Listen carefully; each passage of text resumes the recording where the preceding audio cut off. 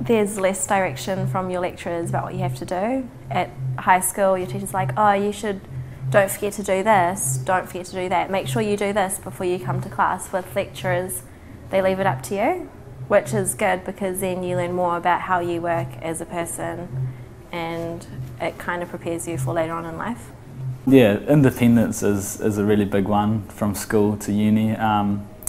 Just all the work is up to you. You have to do it in your own time. There's no one sort of looking over your shoulder to tell you keep on track and do this or do that. You've got to work it out between you and your friends or go to the lecturer. And at school there's always a teacher there sort of asking you, do you understand? Are you going to be able to do this? Whereas here, if you don't understand, you go and ask the lecturer yourself, and once you do, you get the help, but it's all on you to make the most of it.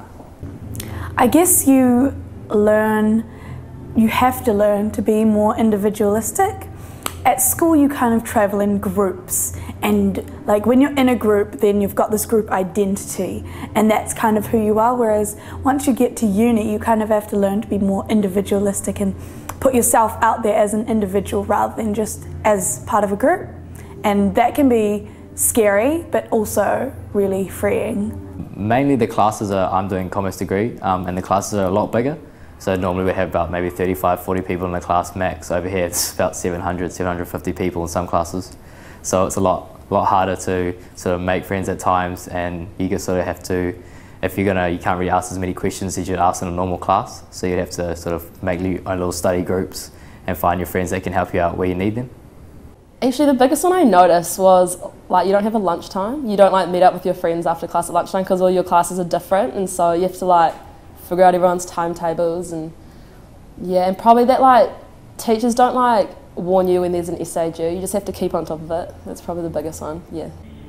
It's more independent. So like if you could just not go to any lectures, and I think that makes it motivates me to go to lectures, because if I don't go to them, no one's telling me anything.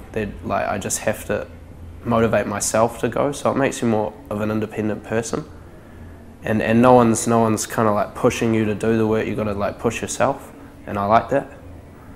I think the main difference is you've got freedom here.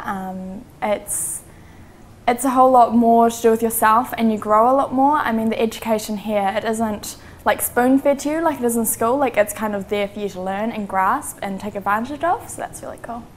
A lot of it depends on you, because at school they've got everything set out for you. I mean, you have to go to class, you can't be caught wagging or whatever.